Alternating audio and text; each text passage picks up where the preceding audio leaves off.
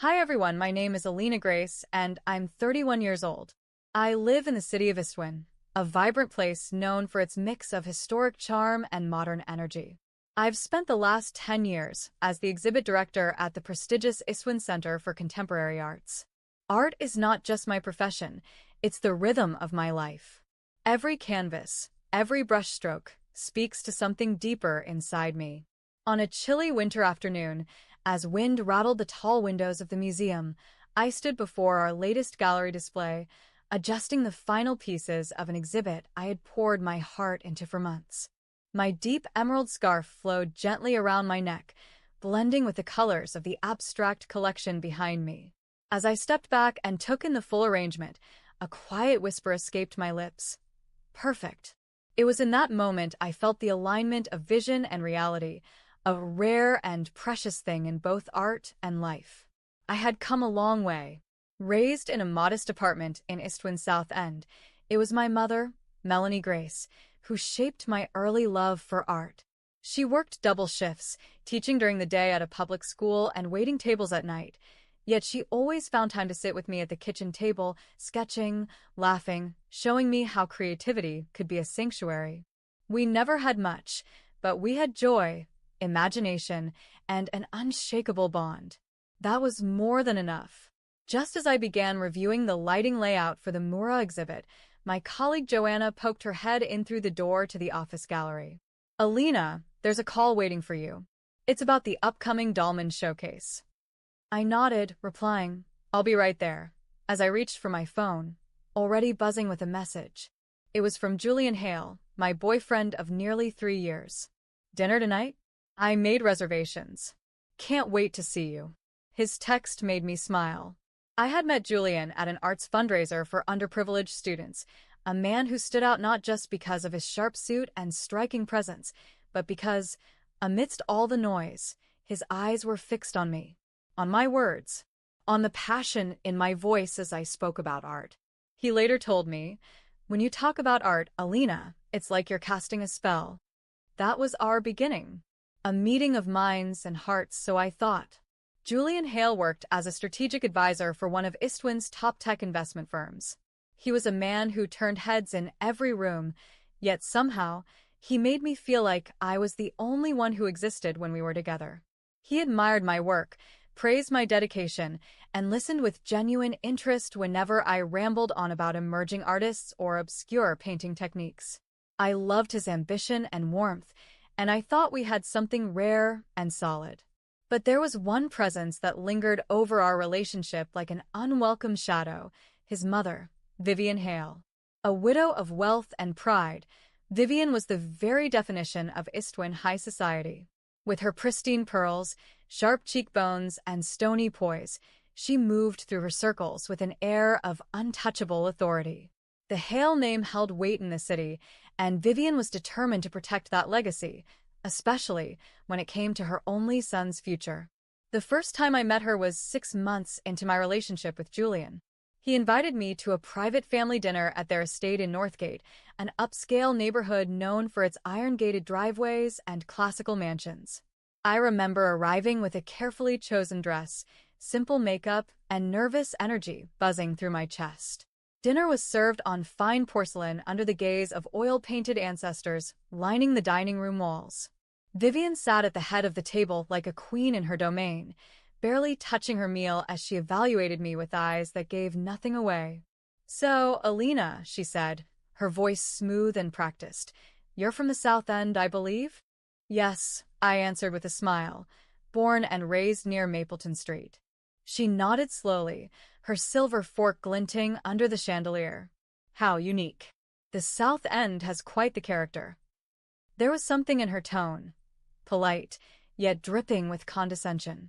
Yes, it does, I replied, keeping my voice even. It taught me a lot about resilience and creativity. She smiled, but it didn't reach her eyes.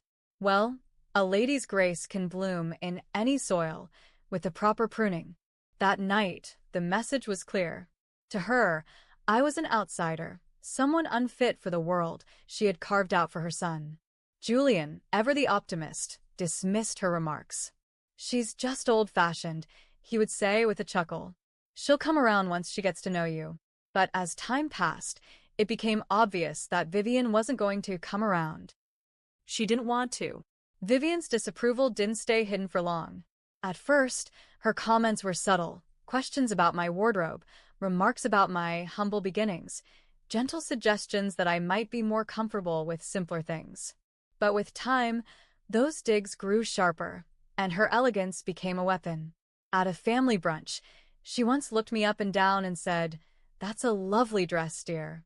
It's so refreshing when someone doesn't feel the need to chase trends. I thanked her, pretending not to notice the slight in her words.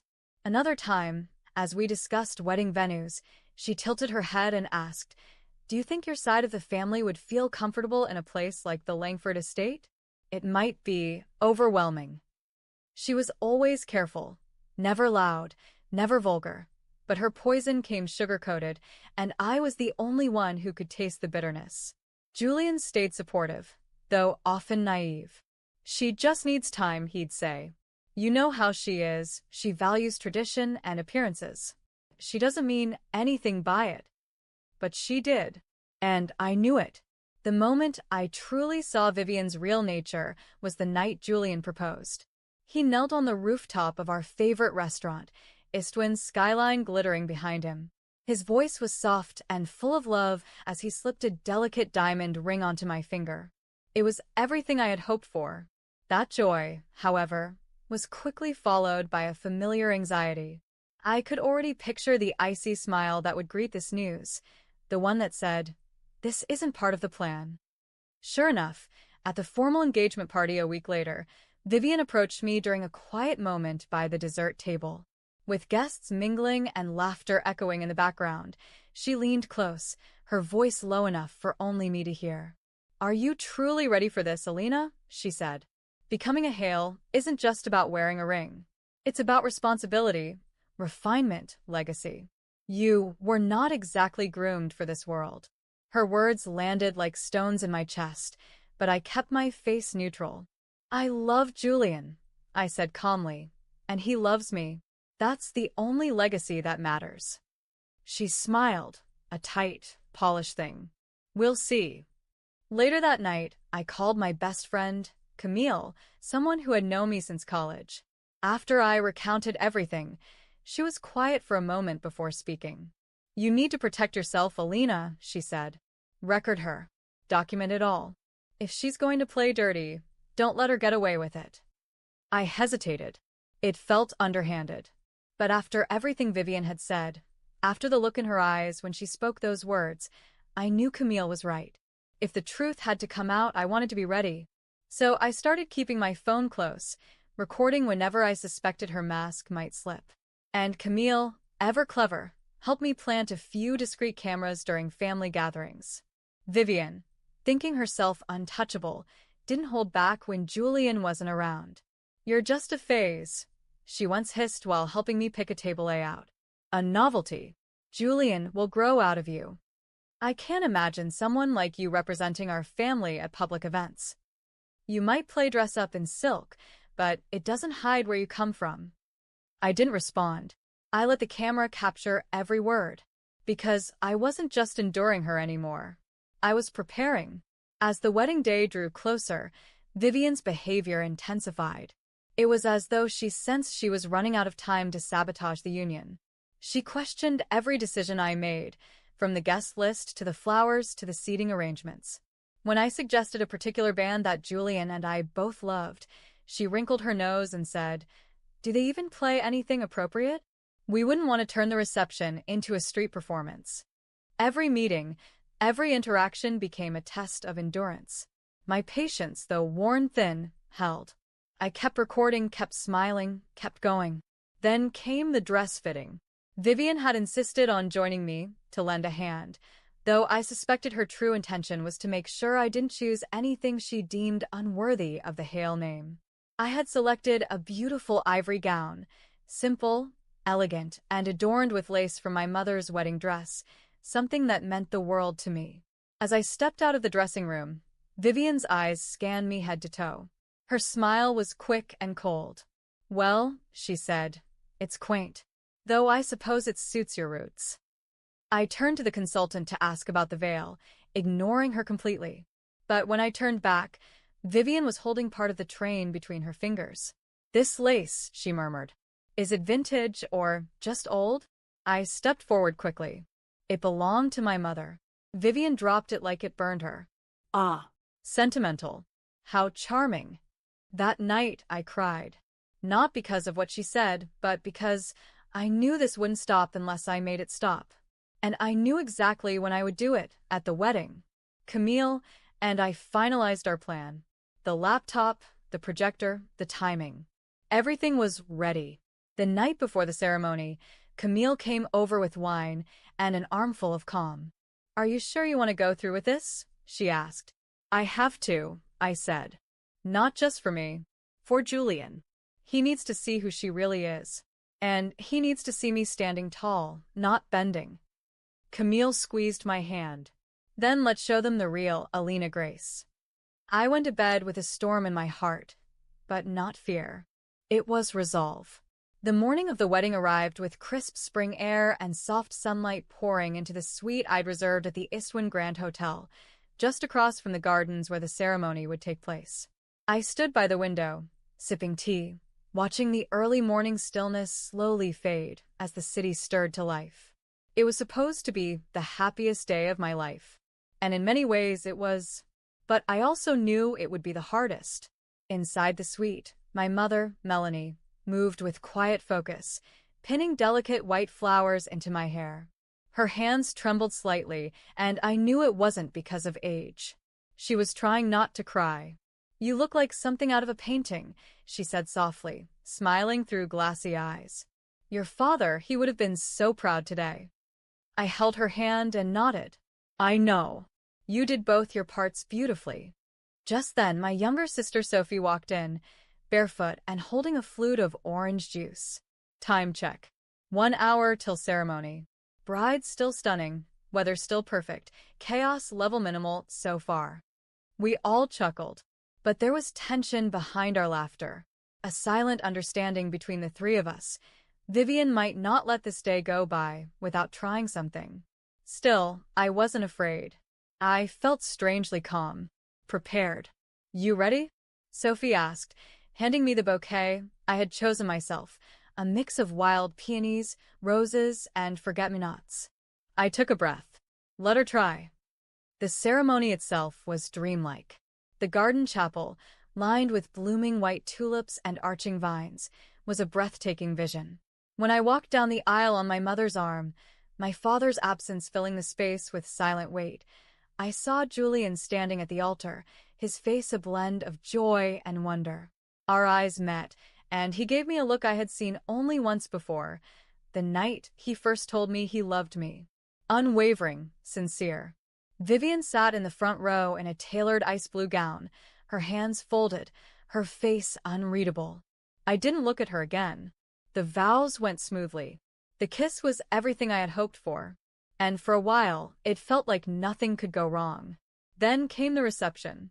Held in the grand ballroom of the hotel, it was filled with warm laughter, clinking glasses, and the steady rhythm of soft music.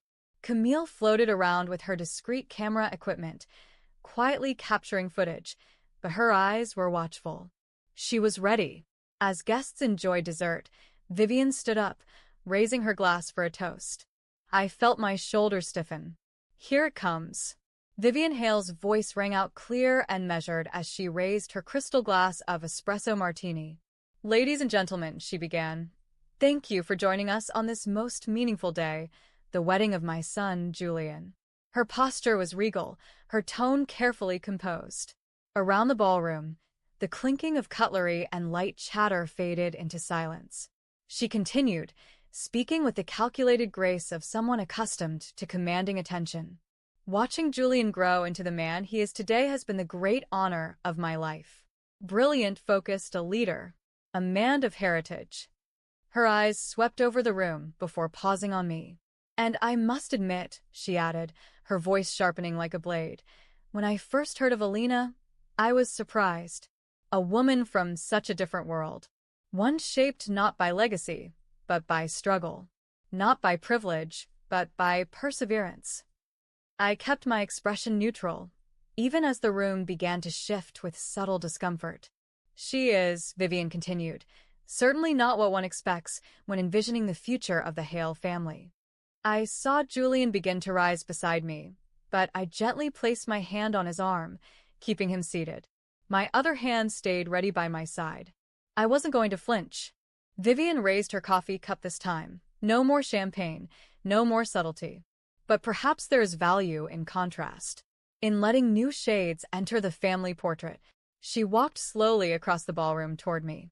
But then again, she said, her voice dropping, now only audible to those near the front, some colors clash too much. Some don't belong at all. Before I could react, Vivian suddenly flung the hot coffee from her cup, right at my face. A collective gasp echoed across the room. The coffee splattered across my cheek, neck, and the front of my ivory dress, the hot liquid soaking through the delicate fabric. My skin stung sharply, not just from the heat, but from the humiliation.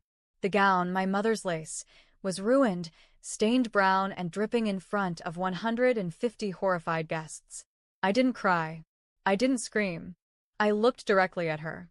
Vivian's satisfied smirk didn't last. Because I turned, slowly, deliberately, to Camille, who had already risen with her laptop. Her eyes met mine, and she gave the smallest of nods. "Ladies and gentlemen," I said, stepping forward, the wet fabric clinging to my skin, "thank you for witnessing this special day. But before we continue, I'd like to share something." Vivian blinked. "What do you think you're?" I cut her off. "Let's not waste more coffee or words, shall we?" Camille moved to the tech table. A few taps later, the ballroom screen came to life, and the real Vivian Hale began to play. The ballroom went still as the projector hummed to life, casting a soft glow across the screen at the front of the hall. Vivian froze, her eyes flicking between the guests and the screen. She tried to speak, but her voice caught in her throat. The first video appeared, a quiet dinner scene from 2 months ago. Vivian sat at the head of her dining table, swirling a glass of wine, her smile cold. She's charming, yes, but charm fades. Julian needs someone who won't embarrass us in front of the board. A soft murmur swept through the guests. The next clip showed her in a bridal shop, speaking in a hushed tone to a consultant. "Please steer her towards something affordable. Something that hides her background." Vivian stepped forward. "These are edited," she snapped, her voice rising. "They're completely out of context." The next video cut her off. Vivian stood with one of her friends at a private art auction. "She's a novelty. He'll grow bored. Mark my words, this marriage won't last." Guests gasped. People whispered. Some turned to look at Vivian, others at Julian, whose face had gone rigid. His hand was clenched tightly around his wine glass. One final clip rolled, recorded just a week before the wedding. Vivian sat on a velvet couch, speaking to someone off-camera. "I'll ruin her on the wedding day. One move, just enough to humiliate her. He'll see the truth." That was when the screen went black. Silence fell so thick you could hear the shallow breathing in the room. Camille closed the laptop gently, letting the moment settle. I looked at Vivian. Her once perfect posture had crumbled into a shaken stance. Her lips parted, but no sound came out. Julian stood slowly, walked to my side, and placed his hand gently on my shoulder. "I can't believe this," he said softly, his voice trembling. "All this time, all of it." Vivian opened her mouth. "Julian, darling," "That's enough, Mother." His voice was no longer trembling. It was cold, firm. "I defended you. I believed in you. But you've crossed a line that cannot be uncrossed." Gasps turned to nods. I could see Camille tear up beside the screen. Sophie stood near our table, arms crossed, her jaw tight with anger. Then my mother, my quiet, enduring mother, rose from her chair. My mother, Melanie Grace, stood with a calm that hushed the murmuring room. Dressed in a soft lavender gown and clutching her small handbag with both hands, she walked steadily toward Vivian. Though my mother was shorter and thinner, the moment she stood face to face with her, it was Vivian who looked small. I worked 2 jobs for most of my life, my mother said, her voice clear, trembling only from emotion, not fear. I raised my daughters alone after losing my husband too young. I gave them everything I had, even when I had nothing left for myself. She looked at me, her eyes warm with pride, then turned her gaze back to Vivian with sharp fire behind her calm tone. "And you," she said, "you tried to erase all that with a cup of coffee. You insulted my child, mocked where she came from, and dared to say she isn't worthy, when all I've seen from you is bitterness and cruelty." Vivian took a step back, clearly shaken. Sophie, my sister, stepped up next. "You talk about value, like it comes from a last name," she said. "But it's our love, our decency, and our loyalty that make us rich, things you clearly have no wealth of." I felt tears building in my eyes, but I held them back, not from pain, but from awe. The women who shaped me stood beside me, not ashamed, not broken, but strong. I took a breath and faced Vivian one last time. "You tried to humiliate me tonight, but what you actually did was reveal yourself." Vivian's lips quivered. "You've turned my son against me." "No," I said, my voice firm. "You did that all on your own." Julian stepped forward. "Mother, I think it's time for you to leave." "I am your mother," she said, her voice now desperate, cracking. "And I am your son," Julian replied. "But I'm also a man who won't let the woman he loves be burned and belittled by anyone, not even his own blood." Vivian looked around the room, met with only judgmental stares and cold silence. Slowly, she turned and began walking toward the exit, the soft click of her heels echoing against the ballroom floor. For the first time, she didn't walk with dignity. She walked in defeat. As the heavy ballroom doors closed behind Vivian, the silence held for a heartbeat, and then the room erupted. Applause filled the space, not the polite kind, but the heartfelt, thunderous kind that surged with emotion. I felt the energy of every guest who had witnessed the truth, who had seen the strength it took to stand tall while being publicly shamed, and to rise above it with grace. Julian turned toward me, his eyes filled with remorse and admiration. "I am so sorry, Alina," he said, his voice raw. "I should have protected you better. I should have seen it all sooner." "You couldn't have known," I replied softly. "She wore masks for everyone. I was just the one who lived behind the curtain." Camille came to my side, slipping her arm around my shoulders. "You did it," she whispered. "You really did it." I smiled weakly. "We did it." At that moment, Margaret Delane, the director of the Istvan Center for Contemporary Arts, and my boss, stepped forward. A woman in her 60s with the kind of grace that didn't need to be flaunted, she addressed the guests, her voice calm and strong. "I've worked with Alina Grace for 8 years," she said, "and I've seen her transform our gallery into something extraordinary, not just with talent, but with character. Tonight, I saw that same strength on full display. Let it be known, this woman is not just the pride of our institution, she is its heart." Her words brought fresh tears to my eyes, and I heard the clinking of glasses as guests lifted their drinks in quiet solidarity. As the music started up again, Julian leaned in close. "Would you dance with me?" I looked down at my ruined dress, the coffee stains still drying across the front. "Even like this?" He gave a small smile. "You could be wearing a trash bag, and you'd still be the most stunning person in the room." I laughed quietly, and we stepped onto the dance floor together. The lights dimmed, the music softened, and for a few brief minutes, it was just us. No whispers, no judgment. Just love. As we danced, I rested my head against his chest and whispered, "Tonight changed everything." Julian nodded, his hand tightening around mine. "Yes. And tomorrow we begin again." After the dancing, the guests slowly began to leave, their faces still reflecting the whirlwind of emotions the evening had delivered. Many came up to offer kind words, firm hugs, or subtle squeezes of my hand. Some looked embarrassed, as if realizing for the first time that they'd bought into Vivian's facade. Others looked inspired, but no one looked away. Camille helped me upstairs to the bridal suite to change. Sophie followed with a makeup bag and a small glass of champagne. Honestly, Sophie said with a sly grin as she unzipped the back of my stained dress. You handled her like a queen. That coffee splash? She thought she was ending you, and you ended her with a laptop. Camille chuckled as she touched up my foundation. Let's just say she didn't know she was walking into a live premiere of Vivian Exposed, the documentary.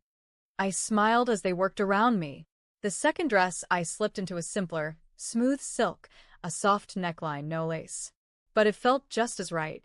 Not because it was perfect, but because it was mine. When we returned to the ballroom, Julian was waiting at the foot of the stairs. His tie was loosened, his jacket gone, and the look on his face was no longer just of admiration, it was of devotion. You look incredible, he said, holding out his hand. I took it. I feel like I've been hit by a train and crowned queen at the same time. He laughed, then pulled me into a warm embrace.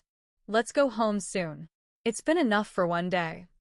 Later, as the final guest departed and the ballroom lights dimmed, we walked slowly to our suite. I held my heels in one hand and Julian's hand in the other. There was no more talk of Vivian. No tension. Just the quiet, steady hum of peace settling in. Inside the suite, I placed the antique brooch, once offered to me weeks earlier by Vivian as a show of family legacy, on the bedside table. After tonight, it felt hollow. Pretty, but meaningless. Legacy wasn't handed down in jewels. It was built in choices. Julian lay beside me on the bed, running his fingers gently through my hair. I want to say something, he murmured. Go ahead. I turned a blind eye, he said. I didn't want to believe she could be that cruel. But you never flinched. You stood up to her, and you protected yourself. I promise I'll never let that happen again. I promise to protect you. I looked up at him, my voice soft but certain. We protect each other. That's how this works. He nodded slowly. You're right. And you've shown me how. We lay quietly after that, the sounds of the city far below us, muffled by thick glass and tired hearts. I didn't fall asleep thinking of the stain on my dress or the burn on my skin. I fell asleep thinking of what comes next, because the truth was finally out. And now I was finally free. 1 year passed, and in that time, everything changed, though not all at once, and not without effort. Julian and I moved into a new home in the Midwood Terrace district of Iswin. It wasn't flashy or oversized, but it had tall windows, a little balcony, and a sunroom that I quickly turned into an art nook. We chose it together, deliberately far from Vivian's circle, far from old expectations, and close to who we really were. I sat on that balcony one spring morning, sipping my coffee, watching the city shimmer through a veil of early fog. A small easel stood next to me, holding a canvas in progress. It was for a project close to my heart, the first community arts initiative I had founded under the Istwin Gallery's new public outreach program. A grant Julian helped secure was funding workshops for underprivileged kids, children who reminded me of my younger self. Julian stepped onto the balcony, still in his pajama shirt, holding a folded brochure. You forgot this, he said, handing it to me. It was the poster for our newest exhibition, featuring an artist I had personally mentored. Bright colors, bold lines, fresh ideas. It was everything I wanted this new chapter to be. She's going to make waves, I said proudly. Julian smiled and leaned down to kiss my forehead. Just like you. Our married life was quieter than people expected. No lavish parties, no curated appearances. We went on weekend walks, cooked dinner together, stayed up late watching old films, and discussed everything from poetry to politics. It wasn't perfect. It was real. As Julian poured us both another cup of coffee, he said casually, "By the way, Mom called. She wants to invite us to dinner next week." I paused, cup in hand. At her place. She offered both options. Said she understands if you'd rather meet at a restaurant. I thought for a moment before replying, let's keep it neutral. Restaurant is better for now. Vivian and I had not rebuilt our relationship, not in the traditional sense. But something had shifted. After the wedding, her social status suffered a sharp blow. Several members of her elite circle distanced themselves. Her reputation, so carefully polished over the years, had fractured in a single night. But what surprised me most was what she did afterward. She started seeing a therapist. She admitted, publicly and privately, that she had hurt me, that her obsession with control had cost her the respect of her son and nearly severed their bond entirely. It didn't excuse anything, but it mattered. Over time, she made quiet efforts, not grand apologies, but gestures that showed intention. A few months ago, she invited my mother, Melanie, to lunch. It was awkward, cautious, but it ended in a shared dessert and small laughter. They talked about me, about Julian. And for the first time, Vivian said thank you. I couldn't say I had forgiven her completely, but I could say we were moving forward. Later that afternoon, as sunlight filtered through our living room windows, Julian returned from his office upstairs and sat beside me on the couch. He reached for my hand, fingers curling around mine gently. "You still haven't heard from the doctor?" he asked, watching my face closely. I gave him a soft smile, placing my other hand over my stomach. "I already know." His eyes widened. "You're sure?" I nodded. "Every sign is there. I just wanted to wait until it was official to tell you." For a moment he was silent. Then he let out a breathy, joyful laugh and wrapped his arms around me. "Alina, that's the best news I've ever heard." I held on to him, the weight of the past year melting into something lighter, something beautiful. This wasn't just the next step in our lives. It was a new beginning, one that neither of us would take for granted. A few days later, a package arrived addressed to me in Vivian's refined cursive handwriting. I hesitated as I opened it, not knowing what to expect. Inside was a small, antique wooden cradle, intricately carved and polished with care. Nestled inside was a handwritten note. "If the rumors are true, this cradle is for the new life entering the Hale family. It's a replica of the one Julian once slept in. Please accept it as a symbol, not of what was, but what could be. Vivian." I sat with the cradle in my lap for a long time, brushing my fingers along the smooth wood. I didn't cry, but I did feel something stir deep in my chest. Not forgiveness. Not yet. But a softening. A few weeks after that, Julian and I accepted her invitation to dinner at a quiet restaurant with simple white tablecloths and dim lighting. Vivian arrived early, dressed simply, no diamonds, no silk. Her posture was still proper, but her tone had changed. She didn't try to control the conversation. She didn't offer commentary on my appearance or try to steer the evening. She just listened. And at the end of the night, when we stood to leave, she handed me a small velvet box. Inside was a vintage brooch, sapphires and diamonds delicately arranged in the shape of a vine. "This belonged to my mother's mother," she said. "Traditionally, it's passed down to the next Hale woman. I should have given it to you when you got engaged. But I wasn't ready." I closed the box gently. "Thank you," I said. "It may take time, Vivian, but I appreciate the effort." She nodded. "I know. I'll wait." That Christmas, when we visited her home, she gave me another small box.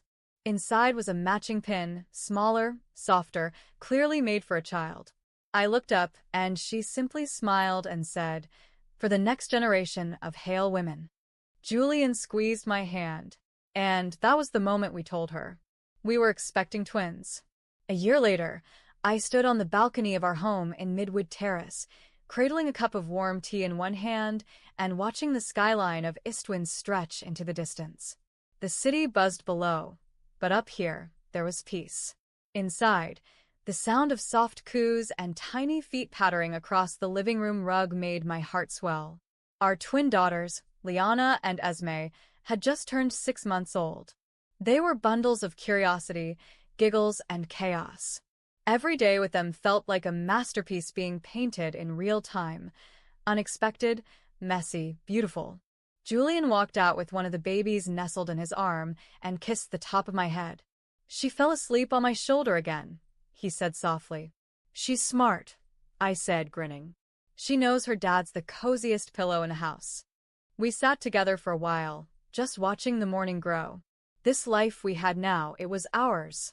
Not shaped by legacy, not ruled by judgment, and no longer shadowed by anyone else's expectations. My professional life had evolved too. I now led a mentorship program at the Istvan Gallery for young artists from underrepresented backgrounds. We hosted exhibits in schools, partnered with libraries, and created spaces where kids could believe that art was for them, not just something hung in glass buildings, but something that lived in their hands. Vivian had become a quiet part of our world. She visited the girls often, never overstepping, always bringing books or small gifts she'd picked out with genuine thought. She was still a woman of habit, but therapy had softened her edges. Her love, though late, had begun to take shape in actions rather than expectations. One evening, as I tucked Liana into her crib, an antique replica of Julian's, gifted by Vivian, I caught my reflection in the nursery mirror. My eyes were tired, my hair slightly frizzy from the day, but I smiled, because I knew who I was. Not just Alina Grace, exhibit director. Not just Julian's wife. Not just the girl who once stood in a ballroom covered in hot coffee, but a woman who reclaimed her worth, who chose dignity over drama, who built a new legacy from the ground up. As I stood there, watching my daughters breathe softly in their cribs, I whispered a quiet promise into the room. You'll grow up knowing what love looks like. Real love. Not the kind that judges you, but the kind that sees you, stands by you, and lets you shine.